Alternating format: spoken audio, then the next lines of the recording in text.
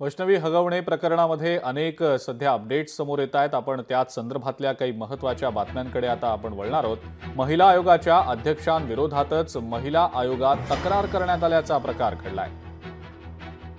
रुपाली चाकणकरांच्या विरोधात महिला आयोगामध्ये तक्रार करण्यात आल्याचं समजतंय. चाकणकर यांच्यापासून जीवाला धोका असल्याचं संगीता भालेराव यांचं म्हणणं आहे. रुपाली चाकणकर, सोनाली गाडे आणि स्नेहल चव्हाणांविरोधात ही तक्रार करण्यात आल्याची माहिती मिळतेय. वैष्णवी आत्महत्या प्रकरणानंतर संगीता भालेराव यांनी ही एक फेसबुक पोस्ट लिहिलेली आहे.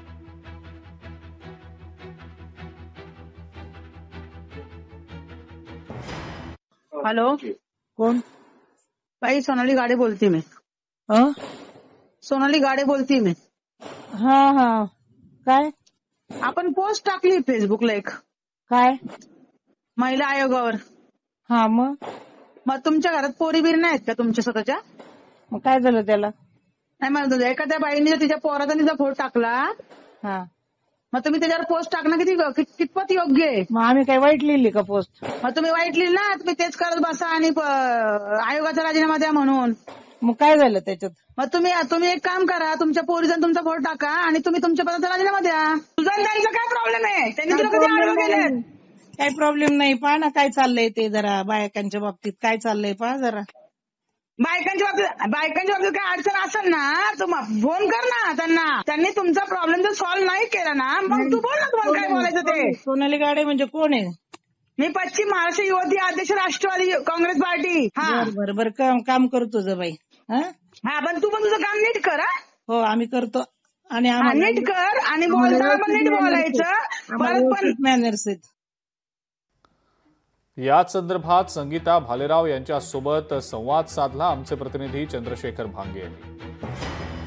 माझ्या समेत सामाजिक कार्यकर्त्या भालेराव ताई आहे. ताई, तुम्ही थेट महिला आयोगाच्या ज्या अध्यक्ष आहेत रुपाली चाकणकर यांच्या विरोधातच तक्रार दाखल केलेली आहात. नेमकी काय तक्रार आहे? एक पोस्ट केली होती की सक्षम नेतृत्व हवं, अभ्यासून सक्षम करून. आणि महिला आयोग आज जे परिस्थिती चालू आहे त्यामुळे मी फार काही आक्षेपार्ह लिहिलेलं नव्हतं, फक्त एक सक्षम नेतृत्व हवं. तर त्यांची एक कार्यकर्तीचा मला फोन आला, सोनाली गाडे म्हणून. मी सोनाली गाडे म्हणून बोलते.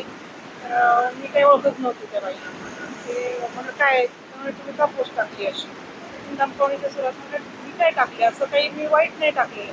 मला काय तुम्हाला काय मुलं नाहीत का वगैरे, आणि त्यांनी मुलाबरोबर फोटो काढला तर काय बिघड. मला तसं नाही, जी परिस्थिती त्याबद्दल बोलतोय ना. आणि तुम्हाला काय अडचण आहे महिला आयोगाची, एवढं काम चांगलं वगैरे.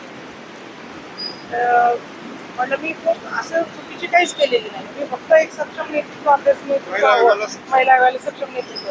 आज रुपालीताईंकडे 2 पदं आहेत, त्यामुळे कदाचित दुर्लक्ष होत असेल त्यांच्या पदाकडे, एका पदाकडे.